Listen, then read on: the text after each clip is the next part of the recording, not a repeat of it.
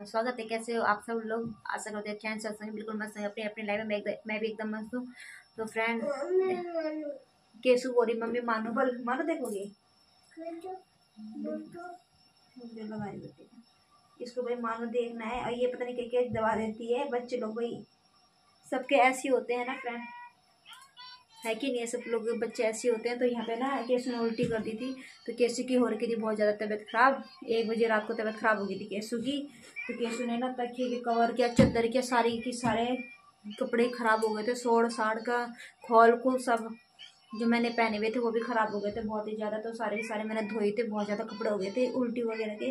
फिर इसे सुबह ले गए थे। इसने 1 बजे से उल्टी उल्टी उल्टी उल्टी ही आ रही थी इसे, बस रुकी ही नहीं रही थी। दूध भी पी रही थी ना तब भी उल्टी आ रही थी इसे। ये दूध पी रही वो भी उल्टी कर रही। कुछ उसने बस रोटी खाई थी, रोटी और अचार बस। वही पता नहीं क्या हुआ, जब ठंड लगी क्या हुआ समझ में ही नहीं आया। फिर सुबह गए थे दवाई दिलवाने से हॉस्पिटल में। और पता वहाँ पे बाहर पे क्या बोल रही थी कि ना सुहानी लगवाना बोल मुझे बोली सुहानी मैंने कहा ठीक है सुहानी लगा रहे। तो डॉक्टर बोल रहा था कि दवाई दे दे। मैंने कहा हाँ, मैंने को सुई लग वैसे ही मैंने मना कर रही, मैंने कहा सुहानी लगवाना है इसे। तो बोल रहा ठीक है भाई सुहा नहीं ना, ठीक है। तो फिर रोटी खाओगे ना? तो ठीक है फ्रेंड। अगर बच्चों की तबीयत खराब होती है ना तो बहुत ज़्यादा दिमाग खराब होता है। कभी भी ना बच्चों की तबीयत खराब नहीं होनी चाहिए। ये तो ना माँ की जो होती है ना टेंशन और ज़्यादा बढ़ जाती है, क्योंकि छोटा बच्चा है ना वो बर्दाश्त नहीं कर पाता फ्रेंड, है ना। तो माँ तो कोई भी दुख हो तो झेल ही लेती है भाई। बड़े लोग इतना वो नहीं होता है, छोटों को नहीं होना चाहिए। मैं तो ये प्रार्थना करती हूँ भगवान से बस मेरे बच्चे को कुछ ना हो, कभी भी मुझे ही हो जाए सब कुछ बस। मैं अपने बच्चे का तो इतना कर सकती हूँ भाई।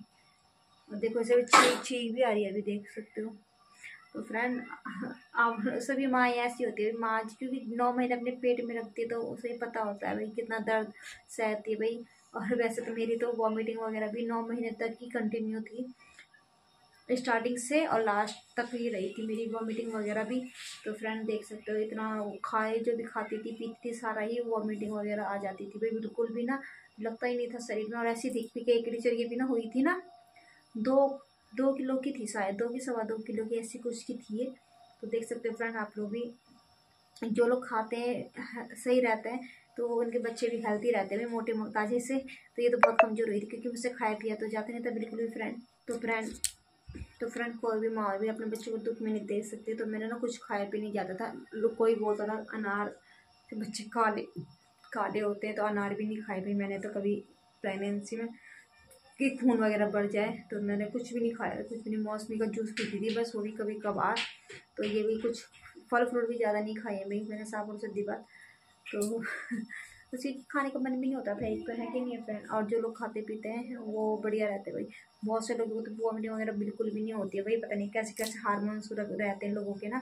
और मैं और मेरी बहन के, हम 3 बहन है ना, उसके भी इतनी उल्टी आती थी और मुझे भी उल्टी आती थी तो दोनों की इतनी हालत ख़राब रहती थी ना पूछो मत। क्योंकि बोलते ना जब माँ होती ना माँ, वो माँ एक बच्चे को जन्म देती ना तो उसका दूसरा जन्म होता है। तो वैसे ही मेरे साथ हुआ। मेरी तो नॉर्मल डिलीवरी थी फ्रेंड, नॉर्मल हुई थी केस। तो मेरी मतलब पेट मेरी जैसे केस हुई थी मेरी जैसे मेरा बर्थडे है ना उस दिन हुई थी 6 अगस्त को। केसु का बर्थडे भी था उस दिन, तो शिवरात्रि थी उस दिन, महाशिवरात्रि थी जब केसु हुई थी। तो बहुत अच्छे दिन हुई थी हमारी बेटी। तो क्या बोलते उसकी 5 तारीख को मैं एडमिट हो गई थी। कितने बजे? 10-11 बजे तक मैं एडमिट हो गई थी। SGT हॉस्पिटल में हुई थी हमारी केसु। तो SGT हॉस्पिटल में लेके गए थे भाई। तो मुझे ना हल्का पेन हुआ भी, पता भी नहीं होता भी पहले वाले बच्चे में कि मतलब कैसा दर्द होता है, क्या होता है, कितना तेज होता है कितना नहीं होता है ना फ्रेंड। तो मेरे को हल्का सा हुआ था एक बार बस, वो भी जब रोटी बना रही थी। तो मेरे को तो हल्का हल्का सा पेन सा लग रहा था। तो फिर हम चले गए थे भाई हॉस्पिटल में ही 10-11 बजे। हम SGT में, ज़्यादा दूर भी नहीं हमसे, तो कि रात को तकलीफ वगैरह हो जाए, वहीं एडमिट हो गई थी। फिर उन्होंने जैसे दर्द वगैरह के इंजेक्शन लगाए थे। तो वही इंजेक्शन वगैरह लगाए तब भी मेरा दर्द नहीं हुआ, जैसे बोलते ना। तो मतलब कुछ नहीं हो रहा था, कुछ भी नहीं। तो जैसे बच्चेदानी का मुंह भी नहीं खुल रहा था, बार बार चेक करते हैं वो लोग भी भाई। तो ये भी कुछ नहीं हो रहा था। तो फिर जैसे सुबह 6 बजे लगाया उन्होंने एक इंजेक्शन, क्योंकि गैप देते हैं ये, एकदम से बार बार नहीं कर सकते ये। तो फिर 6 बजे लगाया था। फिर 9 बजे, 9 बजे, हाँ फिर 9 बजे मेरे क्या बोलते हैं वाटर ब्रेक हो गया था। वाटर जो होता है, वाटर की थैली होती है हमारे अंदर प्रेगनेंसी में, तो फूट जाती है, तो वो फूट गई थी मेरी, बहुत ही ज़्यादा पानी पानी सा। तो फिर तब भी वो नहीं हुआ था। फिर 9 बजे हुआ था ये वाटर ब्रेक। तो फिर हम गए, मतलब 11:30 बजे तक मुझे वहाँ शिफ्ट कर दिया था जहाँ डिलीवरी होती है। तो 11:30 बजे जैसे मैं जाने लगी थी, वो जहाँ डिलीवरी होती है वहाँ उस रूम में शिफ्ट होने लगी थी। तो फ्रेंड फिर क्या करा था, जैसे नर्सें रोग रहती है ना, तो ना जो ये होता है ना पेट का हिस्सा, तो यहाँ पे भी ना बाल साफ करती है। यहाँ पे बोलती है कि अगर तुम्हारा क्या पता सी सेक्शन हो जाए।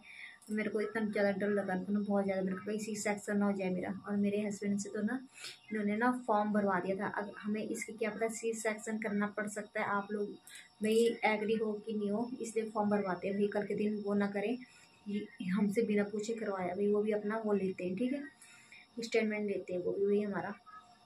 तो फिर ना डर लग गया था भाई, और इन्होंने भी बोल दिया था कोई बात नहीं, जो होना हो जाएगा, मगर ना मुझे नहीं पता नहीं थी ये बातें। तो जैसे वो नॉर्मल डिलीवरी वाले रूम में गए थे, तो फिर तब हो गया था भगवान की दया से नॉर्मल नॉर्मल हो गया था। वहाँ पे तो जो लोग सीखते ना तो बहुत सारे थे वहाँ पे, बहुत सारे फ्रेंड। तो वहाँ से शर्माना वगैरह कुछ नहीं होता भाई, इस टाइम पे क्या शर्माना किसी है ना, वही जेंट्स भी मिलते हैं, फीमेल भी मिलती है, ज़्यादातर जेंट्स ही मिलेंगे आपको हर वार्ड में। जहाँ आप लोग कुछ प्राइवेट पार्ट क्यों ना हो, कुछ अदर भी हो, सारी जगह जेंट्स जरूर होते भाई आजकल भी, लेकिन ये नहीं कि हम लेडीज से ही करनी है, ऐसा कुछ नहीं होता। तो भाई उस टाइम तो शर्म वगैरह कुछ नहीं लगती है। जो टाँके वगैरह होते हैं ना, वो भी डॉक्टर होश में ही लगाते हैं, होश में ही बेहोश कुछ नहीं देते हैं भाई नॉर्मल में। तो नॉर्मल डिलीवरी में तुम्हारा जैसे ऑपरेशन में तो सुन कर देते हैं, उसमें नहीं करते बिल्कुल भी। आप लोगों को पुश वगैरह करना होता है, तो बहुत टाइम तक ये पुश बहुत जोर वगैरह लगाना पड़ता है भाई, बहुत दिक्कत होती है भाई। फिर बहुत जगह ना, मतलब जैसे मुँह बच्चा का मुँह नहीं खुलता ना, उसी टाइम ना हैंड टू हैंड वो कर देते, क्या बोलते हैं, सी सेक्शन कर देते। बट एज इट इज मेरे साथ ऐसा नहीं हुआ, भगवान की कृपा से। तो वहाँ पे बहुत उन्होंने अपनी मतलब जितना उनसे हो सकता था उतना उन्होंने पॉसिबल करा है, और बहुत मेहनत करी थी उन लोगों ने भी भाई, सब ने, कि नॉर्मल हो जाए, नॉर्मल हो जाए। क्योंकि ऑपरेशन से तो देखो मुँहफट पैसे भी लगते हैं, है कि नहीं। जो औरत का तो होता है पेट फाड़ भी देते हैं भाई पेट। फिर वो जो नॉर्मल डिलीवरी की बात होती है ना, वो ऑपरेशन वालों की नहीं होती भाई। नॉर्मल डिलीवरी सबसे अच्छी होती है भाई, सब चाहते हैं कि नॉर्मल डिलीवरी हो हमारी, क्योंकि इतना कुछ होता नहीं है नॉर्मल डिलीवरी वाला, सब बच्चा भी हेल्थी वगैरह सब कुछ सही रहता है भाई, है कि नहीं। क्योंकि वो नॉर्मल होता है, जो सारी गंदगी वगैरह होती है उसकी निकल जाती है। जो ऑपरेशन वाला होता है तो बहुत दिक्कत होती है, क्या पता, बहुतों को तो रखना भी पड़ता है ओटी वगैरह में, पता नहीं कहाँ भाई, सापुर सीधी बात है ना, शीशे में वगैरह में रखना पड़ता है। तो भाई बहुत वो अच्छे डॉक्टर थे हेल्थ सिटी में भाई, मेरे साथ तो बहुत अच्छा मेरा वो रहा है भाई पहले बच्चे का, कि सब अच्छे ढंग से हो गया था मेरा। बस मगर एक बार ही डरा दिया था उन्होंने कि आपको क्या पता ऑपरेशन हो जाए, मुझे पता नहीं थी भाई। बहुत मेहनत करी उन लोगों ने भी भाई, धन्यवाद करती हूँ मैं एस वालों का। एस ने बहुत अच्छा करा भी मेरे साथ, मेरा ऑपरेशन होने से बचा दिया, है ना फ्रेंड। तो जो हर माँ ये चाहती है कि मेरी बच्चे की नॉर्मल डिलीवरी हो, ऑपरेशन ना करना पड़े बहन। जब हमारे घर में बेटी हुई थी ना फ्रेंड, तो मतलब हस्बैंड को चाहिए था बेटा, मतलब सभी लोग को मतलब हो ही जाता, हस्बैंड को ज़्यादा वो थी चाह कि मेरा बेटा हो वही पहला, क्योंकि आज का समाज होता है ना जो हमारा समाज, तो बेटे को ज़्यादा इम्पोर्टेंट रखता है भाई। हर घर की कहानी है हर घर की। बट जब होने के बाद तो सभी अपना प्यार करने लग जाते, प्यार देते हैं फ्रेंड, है कि नहीं है। और इनको ना बहुत वो था कि दोबारा देखो दोबारा देखो, तो ये तो ऐसे बोलते थे भाई। अब तो ज़्यादा मानते भी है भाई, यही ज़्यादा मानते हैं भाई, अपना बच्चा सबको अच्छा लगता है, बेटा हो या बेटी हो, है ना फ्रेंड। तो कोई भी अपने बच्चे के साथ भेदभाव नहीं करता है। तो पहले तो सब ऐसी सोचते हैं भाई, हर किसी को होती है भाई, क्योंकि आजकल बोलते हैं कि बेटा ही वंश बढ़ाता है, इस वजह से ज़्यादा इम्पोर्टेंट दी जाती है भाई। ऐसा कुछ नहीं है, बेटी भी बहुत कुछ करती है और बहुत कुछ कर सकती है, ठीक है। तो बेटी को भी इतनी इम्पोर्टेंट देनी चाहिए फ्रेंड, ठीक है।